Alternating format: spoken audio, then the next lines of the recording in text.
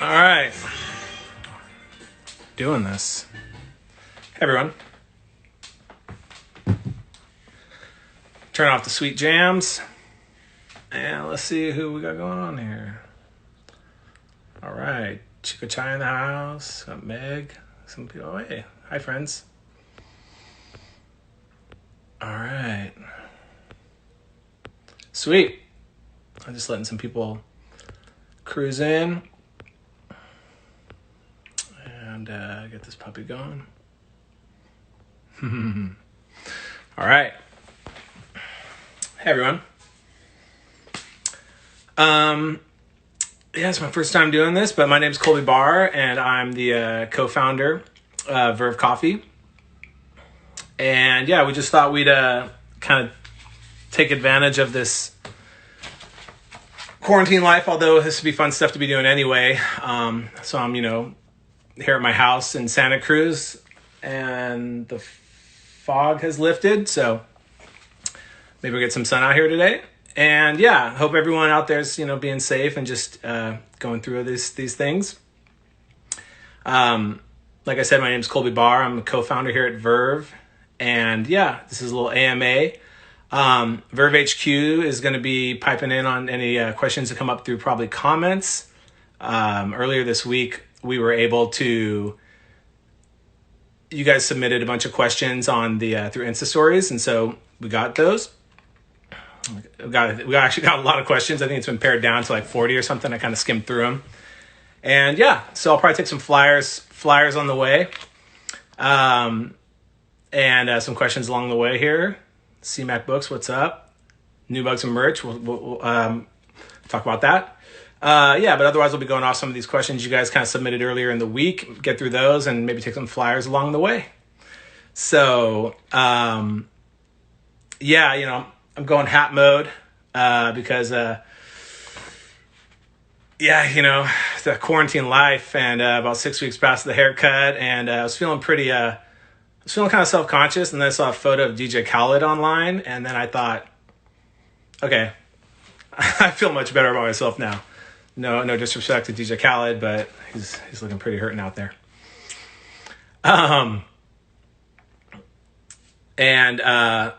Let's see here. I'll do a little something, do a little adjustment so I'm not buried in comments, literally. All right. And all right, so let's see here. We got some questions. Let's jump into it. Where'd the name Verve come from? We'll start with a couple easy ones. Verve started out when Ryan, my co-founder, partner, and I started Verve. We were both musicians, and so Verve comes kind of from the jazz label Verve. We're both musicians, like jazz, like a lot of music, but that came up, and he suggested that name, and we said, let's go ahead and do this.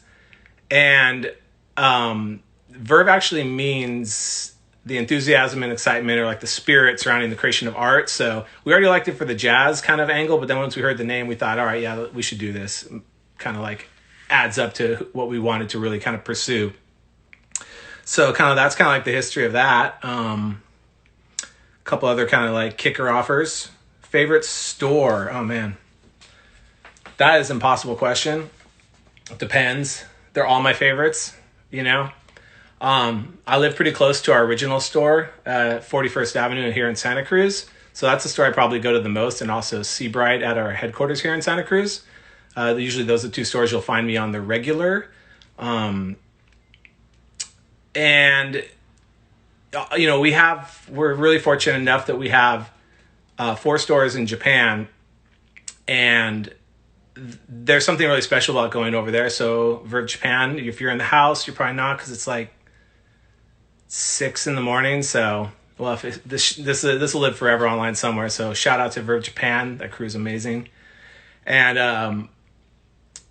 then, yeah, we just opened this new roastery in Los Angeles that we call it Mateo. It's at 500 Mateo.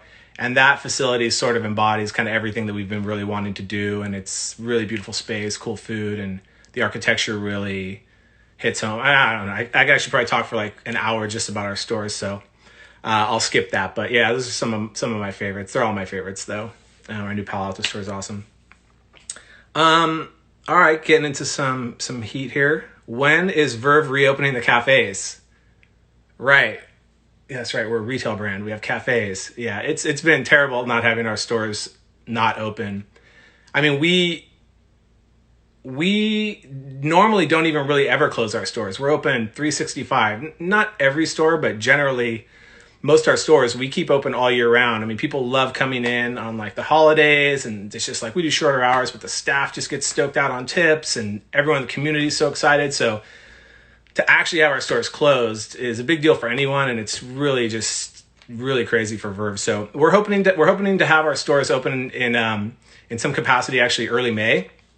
Is our plan. So depending on the shelter in place and sort of Gavin Newsom's fader kind of thing he's working on, that'll really kind of dictate. But yeah, really soon. So we're really hoping to have our stores back soon so we can serve everyone, serve all you guys awesome coffee and make days. So expect that shortly. What made me take the leap into specialty coffee? Honestly, it's kind of like a cliche reason that I got into it, which is just like I was going to college. I was actually after college, but you go to the cool coffee shops in college, you study in them. I played music. I was like, oh yeah, it's like, wouldn't it be so cool to own your own coffee shop someday? Literally, probably how most coffee shops, how it starts is from that sort of point of view. And then, I also always wanted to start my own business. I grew up in a family that worked for themselves, and I just really kind of always wanted to try to do that, put the two and two together and started it. But what it became after that to me, and compared to even how it started, is light years difference. Even probably the next day, it was totally a different story. Once you actually start your own business, everything changes. Both the reality of it and then also my passion for coffee. Where does it come from? Green coffee sourcing, all this stuff, which I think there's some other questions we'll talk about. But yeah, I just fell deep in the rabbit hole. And a lot of people that own coffee shops or are still working coffee will tell you they started as a part-time job in college and now they're like a director at Starbucks or whatever. So it's kind of crazy. People just fall into this stuff and then, just won't let go. So watch out. If you're thinking about getting coffee because it's fun, it'll probably dominate your life. So watch out. Which is awesome. Really important question here. I'm glad this has been asked. It's, really important right now. Do you like pineapple on pizza? Probably I used to as a kid, college, Hawaiian style, but now, I'm kind of more into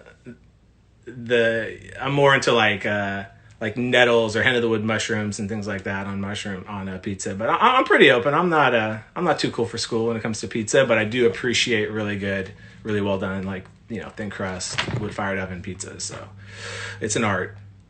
Is wearing black all the unofficial Verve uniform? It's my official uniform. So, and actually it did start by working in coffee. There was a point in time where I wore a white t-shirt, if you can believe that. You start working in coffee and then you're a barista and then next thing you know, everything you wear is destroyed.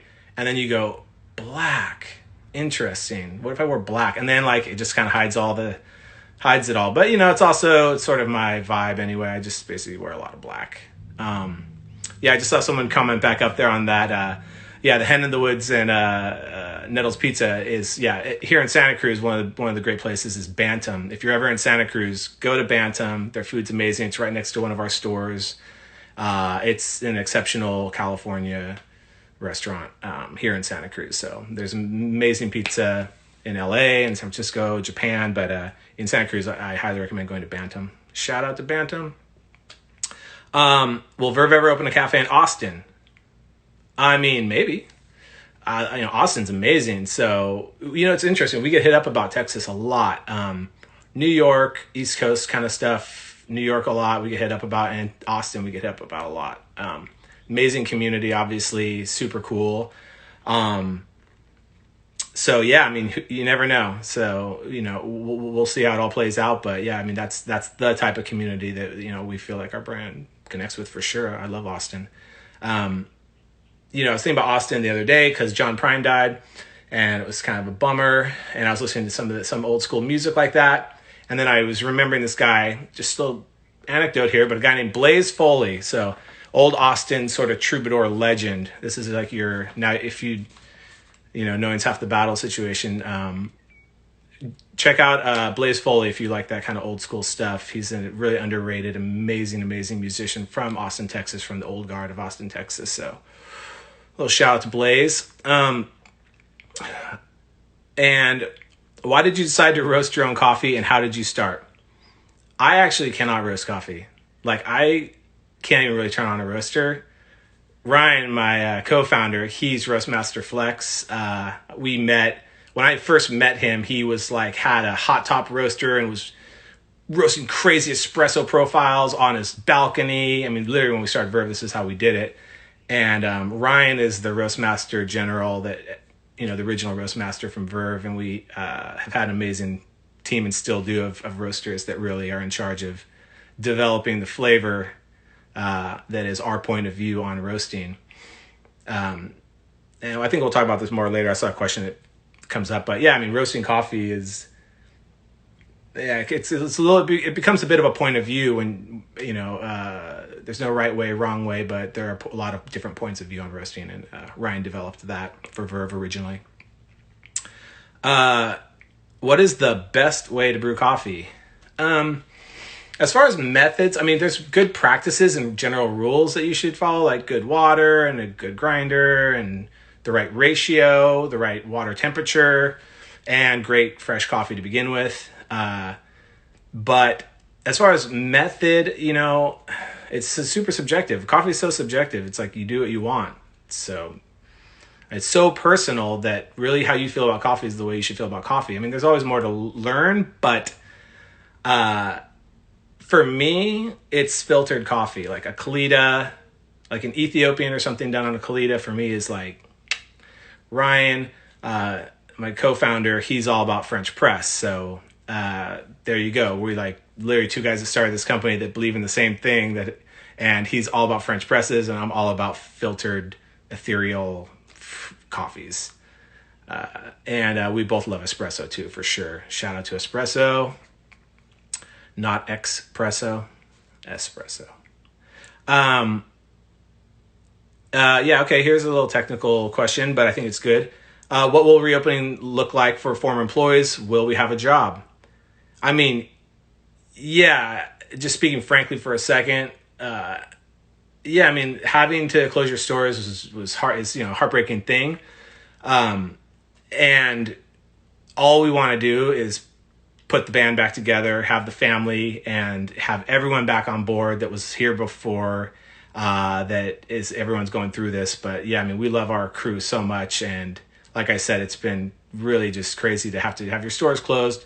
But of course, absolutely, reopening is going to look like, as we can get our stores kind of opening on some level, then yeah, I mean, the first people we're calling, and the people that we just cannot wait to bring back and to have is our family at Verve. So absolutely 100%. If I were a coffee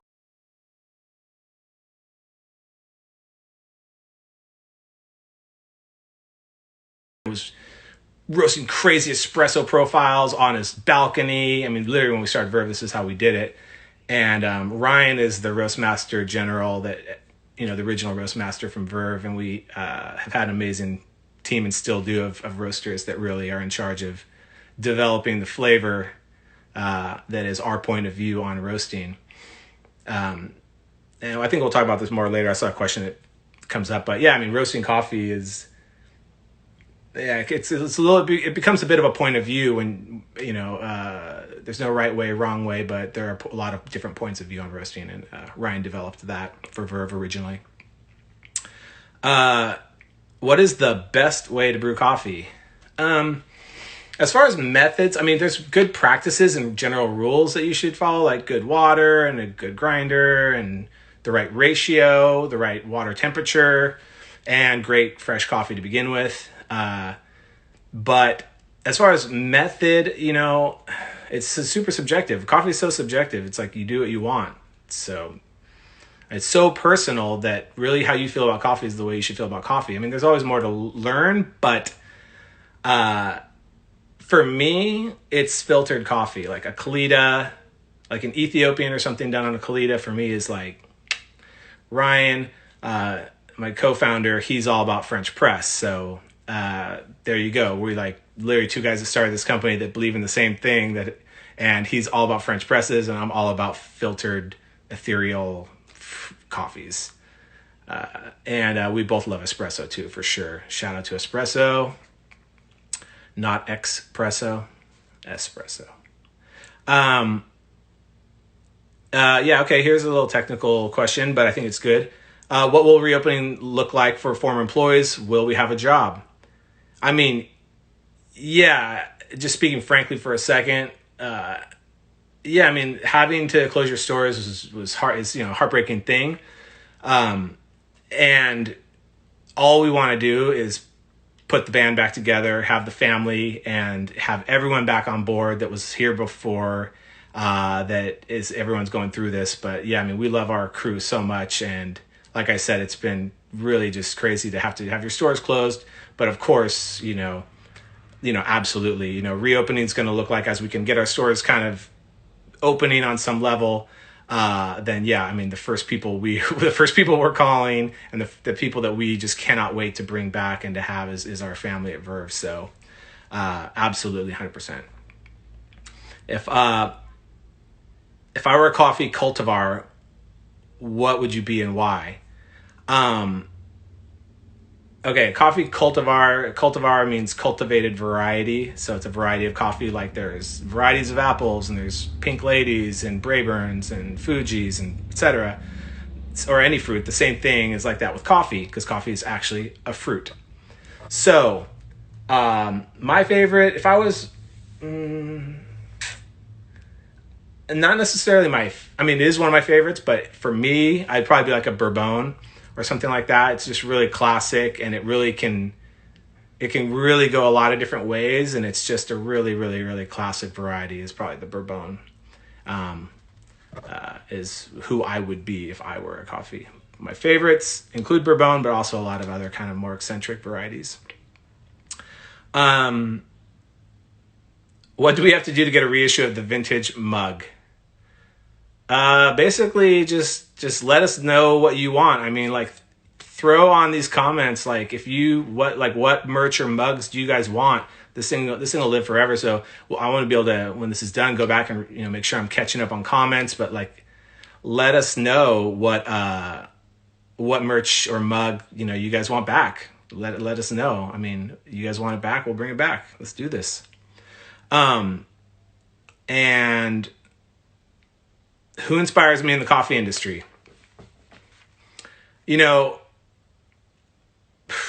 So many people, actually, honestly.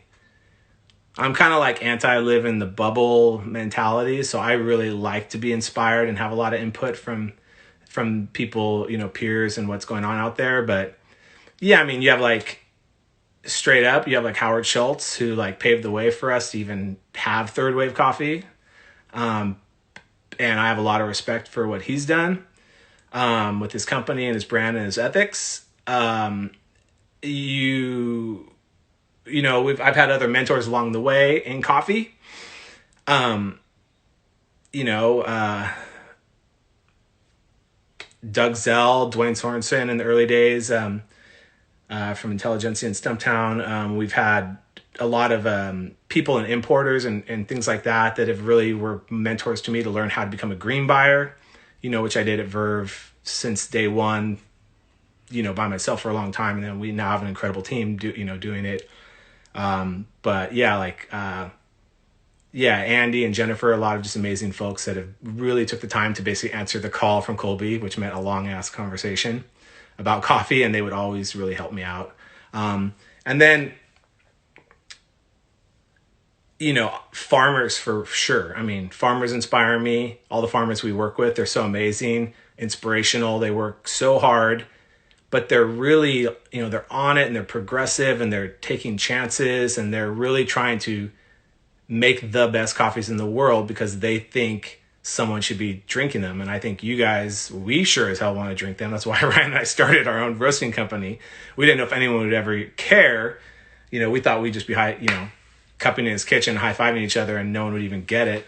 But, fortunately some people got it. But farmers all day long, they cannot be really represented enough. And then, our staff is so inspirational to me, and the culture that sort of is just amazing. And the customers, like you guys, there's no us without you. Is that a thing? Is that a saying? It's probably a saying. It should be a saying. But yeah, no, it's totally true. Big time. What are my favorite records right now? I mentioned Blaze Foley earlier. I've been listening to like old school Southern hip hop, Ghetto Mafia, T.I.'s trap music. I don't know, just old school stuff like that. I haven't really been stoked on a lot of albums that came out in 2020. There's some good hits and things, but not super feeling the releases. Kind of been underwhelmed on a few things personally. So, I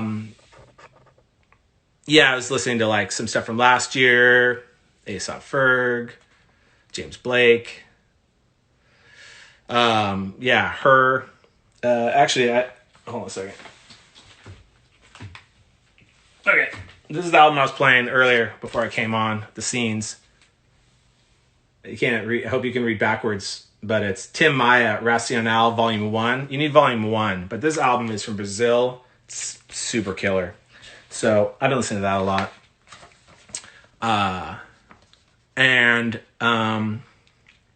If I could be any animal, what would you be?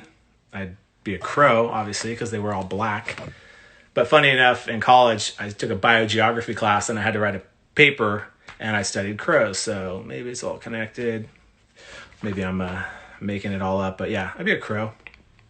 I heard they're smart too. Any of the corvids, but yeah, crow. How's the coffee community changed since you first started? It's kind of changed a lot. I think just because there's become such awareness. It's, indie goes mainstream, which I think it's cool.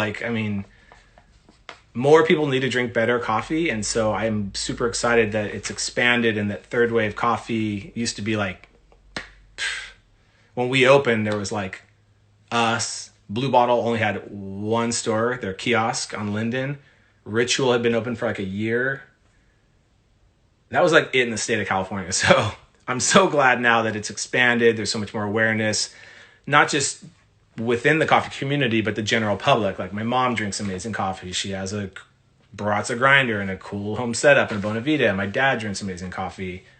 I say amazing, it's ours, but particular. But my dad was a percolator Folgers guy for like 50 years. So now he drinks like Ethiopian coffee, and it's the craziest thing ever. So that's, I think, the way it's changed the most. It's just how it's kind of infiltrating everyone, in which I think is ultimately really good. How would you describe yourself in one word?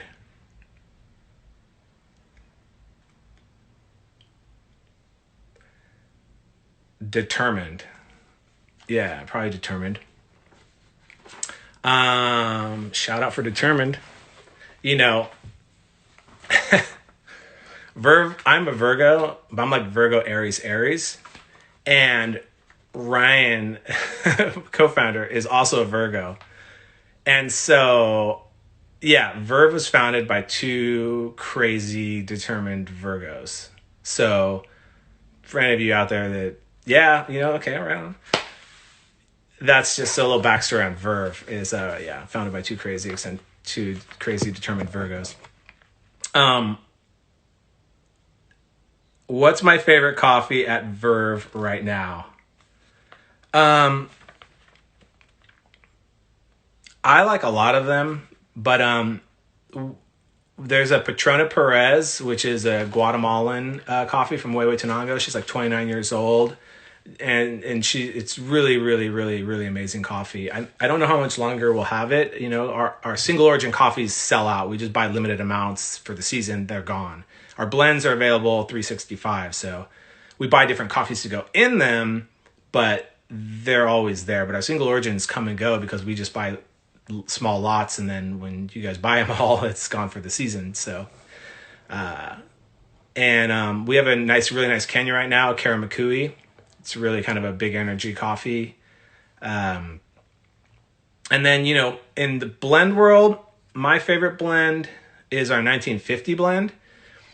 I really feel like it's like a secret weapon. I think it just I always don't think it gets the credit it deserves, but it's always two washed Ethiopians. It's incredible. It's basically a year-round single origin espresso, and it brews so well. And right now it's got two different Gedeb coffees from southern Ethiopia beyond Yirgacheffe, like really high elevation, beautiful coffees in it. So if that coffee is worth checking out. The 1950, and then Protona Perez and our Kara Makui probably are some of my favorites right now.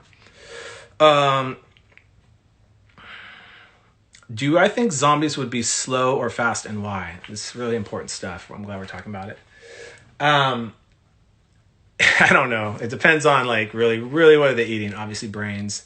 But how much is that available, and do they have access to coffee in a post-apocalyptic zombie world?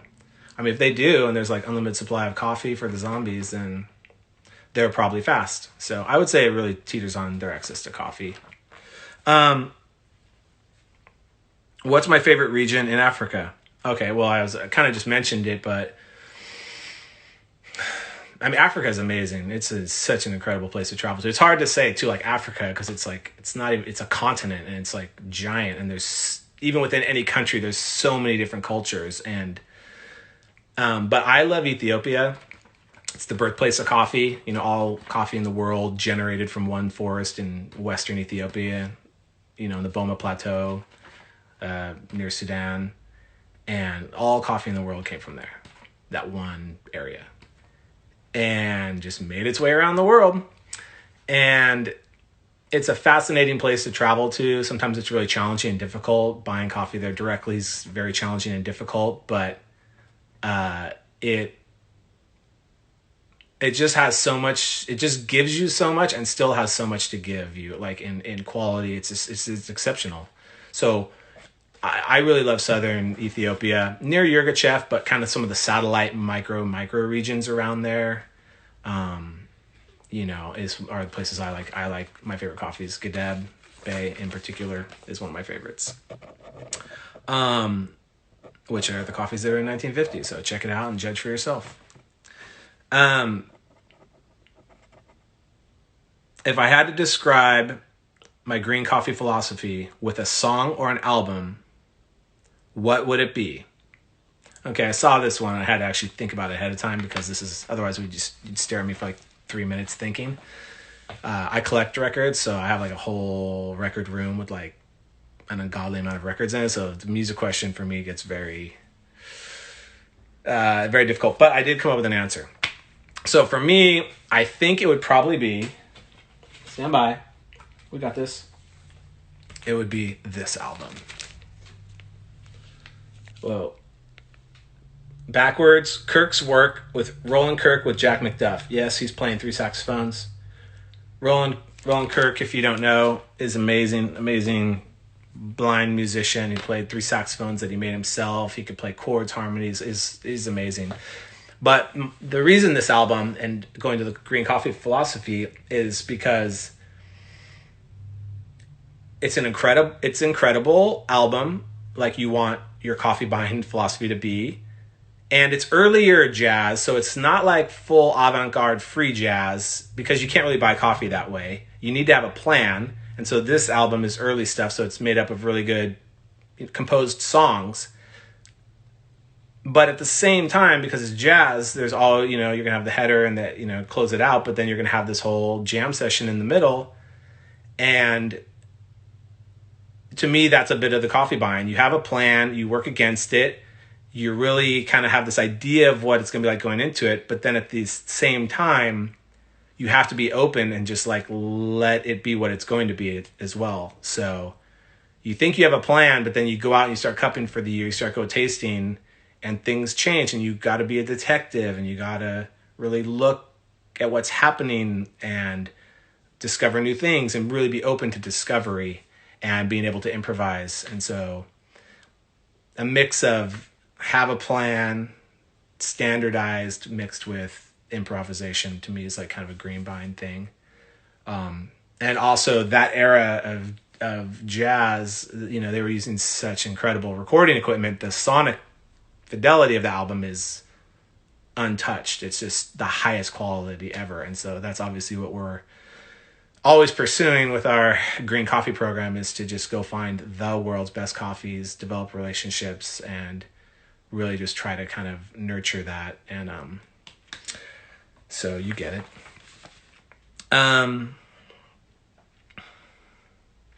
What do I do in my free time? Usually try to motivate myself to do something in my free time. If I'm being real. No, but I do like, you know, like mountain biking, and I own a few motorcycles. I like going up into the mountains.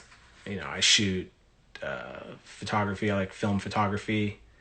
And so actually I brought a couple props for that. Yeah, I got my little buddy, my Rolleiflex, which I've shot most of. This thing has been around the world. It's been to Africa. It's been all over. Spent months in Ethiopia. It's been everywhere. I shoot that, and I shoot a lot of this little guy is usually in my pocket. This Context T3. So, and for whatever it's worth, you know, for the film geeks out there, or that will be out there at some point, I shoot Kodak, Portra stuff, and Ryan, my business co-founder, he shoots a lot of Fuji, and we kind of share the Tri-X situation. On that note, you know, we even made these digests. I don't know if anyone's ever seen these, but Ryan and I shot all of this stuff, and it's all on film, and it's pretty cool. And in the back, there's like even like this like little index of like who shot what and what film did we use. It's pretty cool. We're sold out of this one. It's out of print, the Honduras edition, Volume 1. But we do have on our site Volume 2, Panama. Ryan shot this cover. I shot the other one. And it is super cool. And this one actually has a ton of writing in it. There's all kinds of stories throughout it. There's watercolors. If you're curious about coffee and you like good printing and all that stuff, you should check this out. It's like, it's pretty good. So there's a lot of good stuff in here. Yeah, so we like shooting photos. Okay, there we go. If I could time travel, where and what time period would I go to?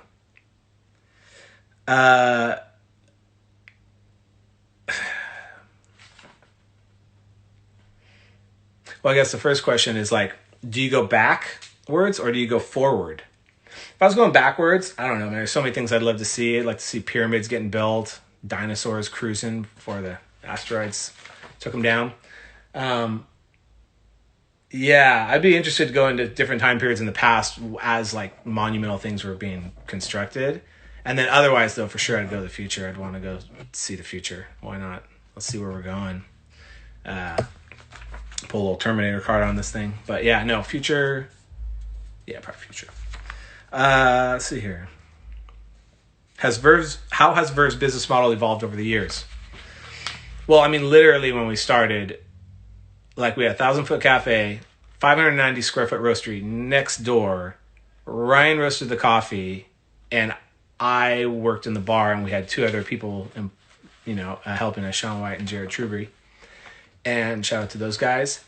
And literally, we put our roaster in the front window. One, because we thought it would look cool having a roaster in the front. We were really into the whole Fishbowl Effect. Ryan and I met in Chico, and we were really inspired by Sierra Nevada brewing, and how when you walk in their tap room, you look right to the right, there's a diamond window, and you'd see right into their brewing room. Even before they expanded, they always had that. And their brewery was impeccably clean, even though it was in full production. And that sort of always became how we wanted Verve to be, which was drip kit in the house, what's up? And yeah, we just always wanted to have a working facility that could be showroom status. So not just go hide it in some warehouse by the airport or whatever. So we really, kind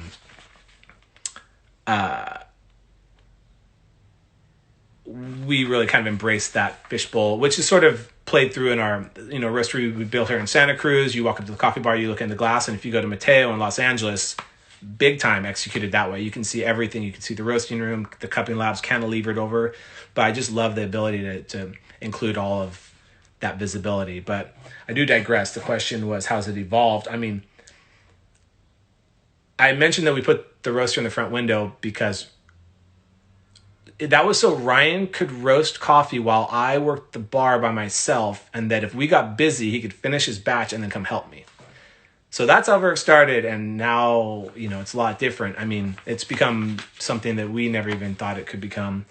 But yeah, I mean, we've also seen a lot of opportunities for how it can, you can reach more people, and, whether it's working on craft single serve stuff, like we have instant coffee or our RTD flash brew, thinking of different ways to bring coffee to the people, but also still within like the Verve aesthetic, the Verve ethics and quality, how it's probably evolved the most, is just thinking of different ways to help connect people to amazing coffee. So,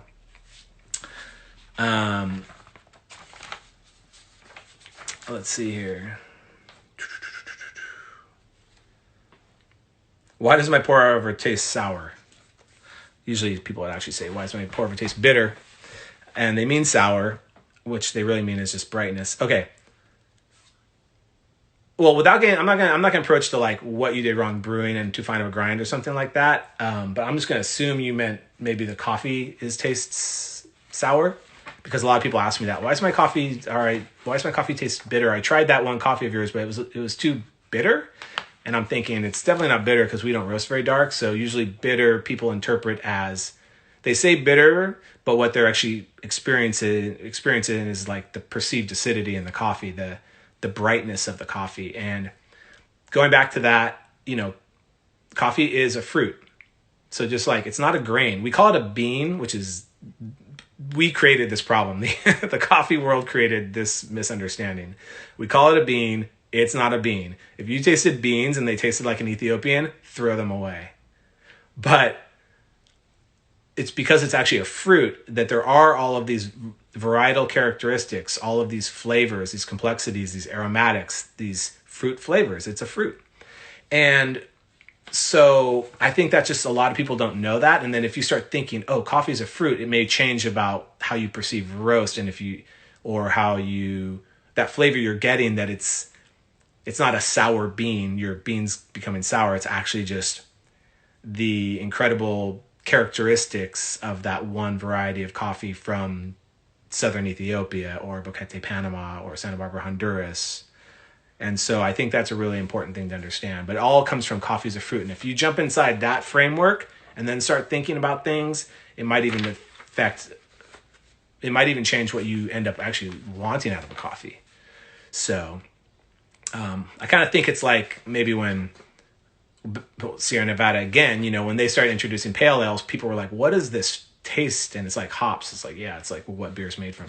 So I think it's somehow like different, but akin to that, as people knowing really where coffee comes from, what it is, and then finding out what they like. But if you like darker roasted coffees, like that's cool. Like, you do you, but just understand where that's coming from, or why we roast the way we do, which is probably generally lighter than a lot of general roasters out there, Starbucks or Pete's for sure.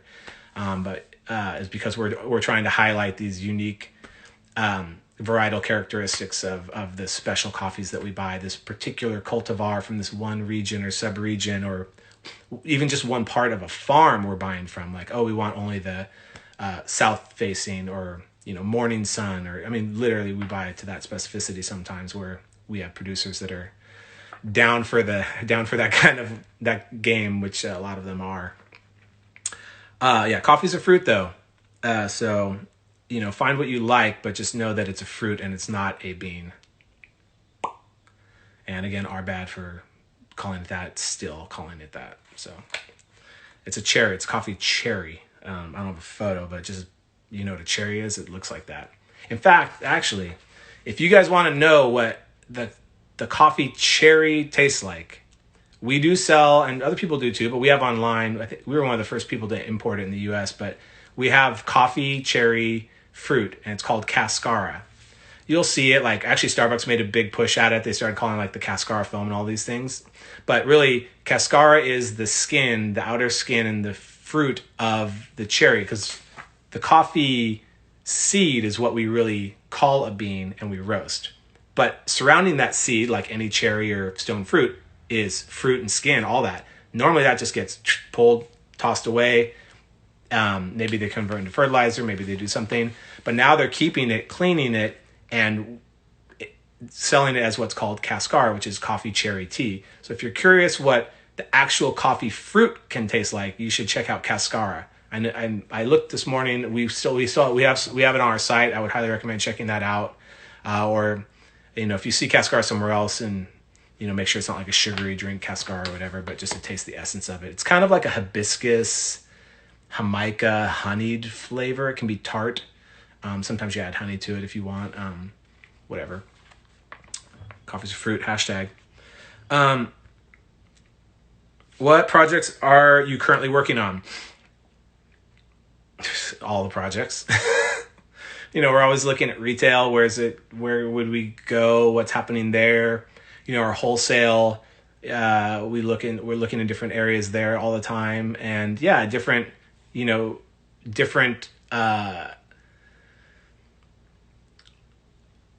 we've always tried to be as innovative as possible and to just come up with ideas that we think are missing in opportunities. And so we're always looking, we work with Drip Kit on here and looking at ways to solve for craft single serve, what's beyond the Keurig.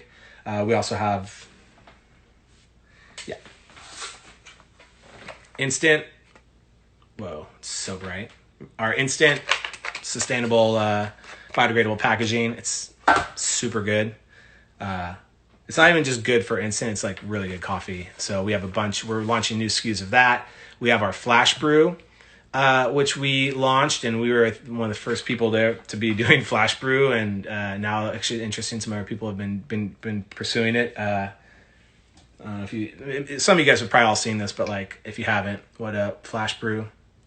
And what Flash Brew is our take on cold coffee. We brew it hot, flash chill it in an oxygen-free environment. And what that does is, instead of cold brew, everyone do your thing. I'm just telling you how we do it. In order to extract all of the complex aromatics and a lot of even the antioxidants and things like that, but that wasn't really our reasoning. It was really for flavor. To pull out all of the complex aromatics and flavor compounds in a coffee, you need hot water. Straight up. If you want nuance and just complexity, you need hot water to brew coffee. That's why everybody brews coffee with hot water. We were one of the first people to be doing nitroed cold brew in the country. So I get it. We were there. But then when we started thinking about it, we're like, canning this, and cold brew was happening. We're like, man, I don't want to can cold brew. It tastes oxidized sometimes. And anyway, I'm not jumping on the hater wagon here, but I'm just saying, we said, how do we extract, the flavors we want? And then we remembered we actually know how to do that because we're coffee professionals and we do it every day in every one of our stores. And we are psychos about measuring water, TDS, total dissolved solids, and temperatures and extractions, and how we roast accordingly, and what water and what area. And we realized, we should just brew it hot and then flash chill it. And then we did that, and we did an oxygen-free environment, and then we infused it with nitrogen, which gives it a little effervescence, but also displaces any of the oxygen, because oxygen's the enemy and will make your cold canned coffee taste stale.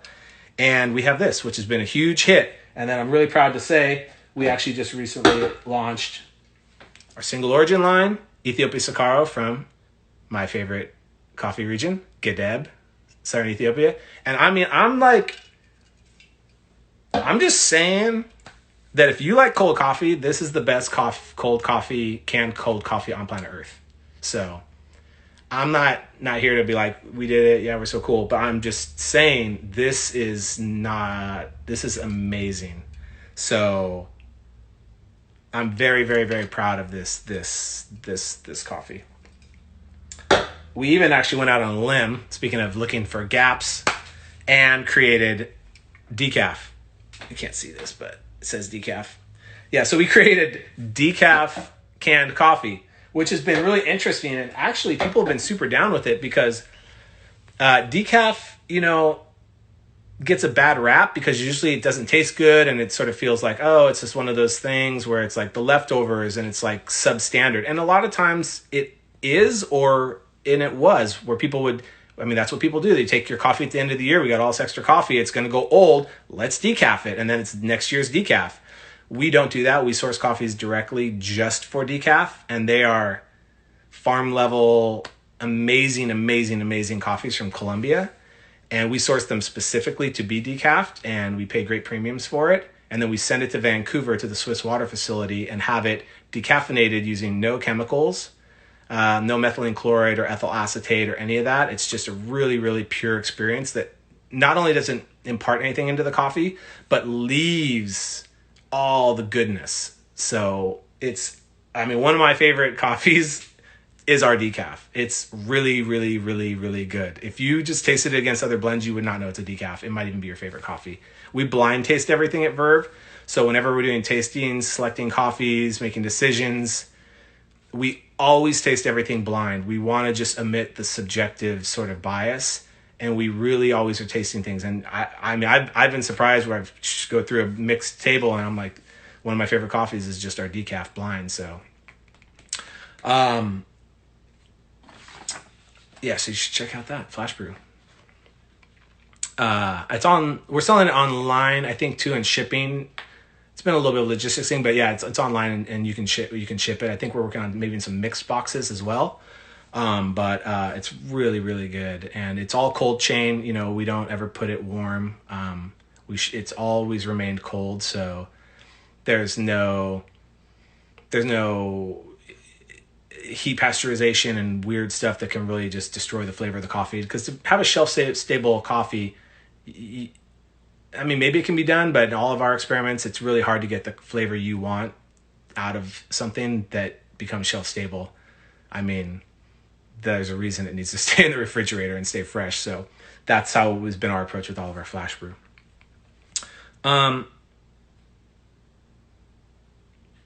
Where do I see opportunities in specialty coffee?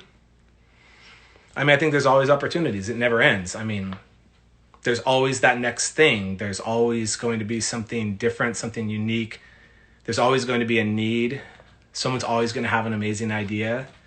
And so I think there's a lot of opportunities in innovation.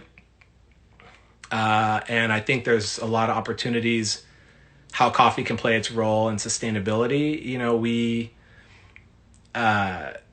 Which that's a blanket term. Sustainability for whom? But in this sense, I'm thinking particularly at farm level and dealing with producers, climate change, and really figuring out ways to create to encourage coffee producers to grow the best coffees in the world, and not just something that's easier that may or may not make them more money, and oftentimes it may not, but just figuring out ways to address sustainability at farm level is a big one, big place where I come from. I grew up on a farm, pears and wine grapes in Northern California. I was like driving tractors when I couldn't actually push the brakes. And so I come from farming family and actually multiple generations of that. So my heart's all the way there. And I think there's, a lot of work for sustainability,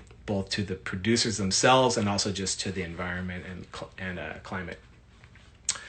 We actually planted a nursery in Arao in Northern Colombia. That's a project. There's information on our website. It's actually pretty cool. We got some good drone footage and stuff. Where we worked with 26 smallholder producers in a remote region in Northern Colombia to have put out really amazing, unique varieties that they wanted to grow. We're not imposing it on them. They came in and are joint actors in this. And the whole premise is that we are trying to figure out ways to get to plant coffee. We're planting coffee at a nursery that then farmers can grow, that helps address climate change, smallholder livelihood and preserving like heirloom varieties of coffee out there in the world. No one really knows how many varieties of coffee there are. There's a lot. So it's not one, let's put it that way. And it's not five. Let's see here.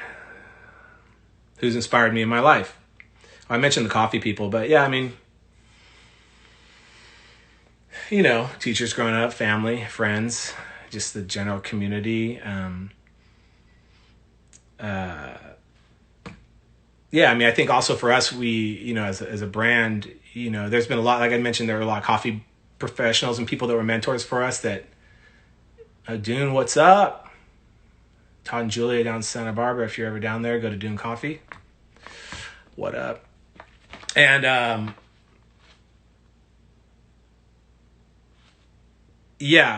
my point was, but yeah, for us at Verve, a lot of our inspiration always came beyond coffee as well. So, I mean, I mentioned Sierra Nevada, you know, Patagonia, you know, people like that have always been real big inspirations for us as a brand. Obviously all the coffee people as well. I mean, every new coffee shop that opens up I like to look and see what people are doing. It's super inspirational. It's Mir. What up, Mir? So I think you can find inspiration in a lot of places, but for us at Verve as a brand, it's always includes coffee for sure, but also a lot beyond coffee as well. So, on a scale of 1 to 10, how weird am I? You guys can tell me after this, because this is the first one. But I said determined earlier, and I think people who don't know me think I'm kind of maybe. I mean, I guess it can be intense, but I am a lot weirder than people think once you get to know me. So I'm gonna call it a 10. I'm pretty weird. I'm holding back right now. I mean, I could just go off the rails with you guys and we go down a rabbit hole, but no, I'm generally a pretty weird, nerdy person who's also, so don't tell anyone. So hopefully this doesn't get out. Favorite coffee shop for its design, vibe, anywhere in the world. Ugh. I hadn't even read that question. Damn, there are so many. I mean, there are so many cool coffee shops out there. I'm going to say this, and I will think of some non-Verve people, but right now my favorite coffee shop in the world, I think, is Verve Mateo. Our Mateo shop is my favorite coffee shop in the world right now. The residential aesthetic we did, John Lautner, architect inspiration, all these things. We worked with Design Bitches. That's literally their name, so don't yell at me. Kathy and team down there, they're some of the best residential and architects and commercial architects down in Los Angeles, and you can look them up, Design Bitches. It's my favorite. I mean, there's amazing. There's so many good shops, so many cool little shops in Tokyo. I mean, when we first started, some of our biggest inspiration were all the Scandinavian coffee shops, and we just loved that. You know, they didn't feel industrial. They felt really residential. And like my friend Robert Thorson from Kaffa, you know, his shop was a big inspiration. Basically, probably 20 coffee shops in Melbourne are probably some of my favorites in the world. For reals. There's a lot of inspiration out there. I love coffee shop design, big time.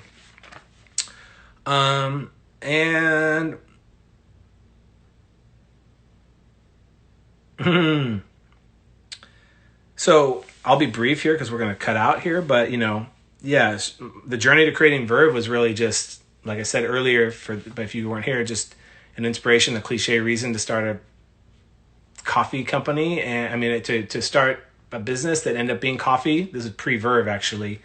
And falling into it for cliche reasons, having a friend from college that was my first coffee geek friend. And then one day just sitting on a curb actually at the Chico Farmers Market and calling him and saying, dude, we should start a coffee roasting company. And he said, yeah, okay. And then like the next day I drove down, he was living in the East Bay somewhere, and we started talking about Verve. And then like 4 months later, we had a lease. And even though we didn't have funding, because that's sort of how Ryan and I roll, is jump out of the plane, build a parachute on the way down a little bit. yeah, and just like went for it. And then now, I mean, it's been amazing for how we've been able to connect with producers and team and culture, and and just being constantly inspired by coffee brands out there and people doing what they're doing. When putting on my shoes, do I do sock, shoe, or shoe, or sock, shoe?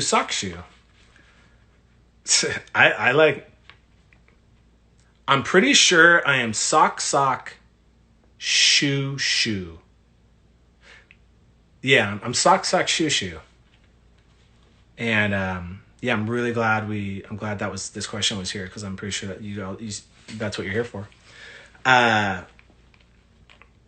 just want to thank you guys, and here I'm gonna, sorry I didn't get to answer questions on the fly here. I had this list already that you guys had already submitted these, so but I'm super excited to see these things, and we'll put together, maybe, let us know if you want to see more stuff like this. If you want to hear from the team, if you want to hear from me, questions you want to, ask, we'll go through here, and, things you'd like to learn, we'll keep doing stuff like this. And, yeah, thank you guys so much for being you. I mean, we're not here without you. I said that earlier. We're gonna be making bumper stickers and holiday cards for that later. But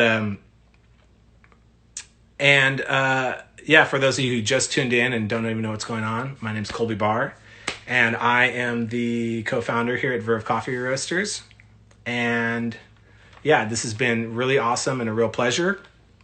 And let us know if we want to do this again, or like you guys just want to kind of tune in and dissect 30 Rock episodes, or anything like that. I'm always down for that. So, and yeah, I if you want to get a hold of me, I'm Colby, COLBY .BARR, Colby Barr on Instagram. I haven't really posted anything because it's just how it is. But I started Verve's Instagram account. We were really early. I think we were sub 1,000 account at Instagram, maybe, or something like that.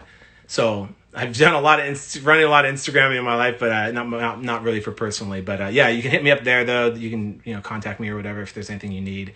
We have an amazing social team out there doing this. Katie Sarna, big ups to you right now, and who's running the Verve HQ and is in charge of our social media and makes Verve Instagram awesome.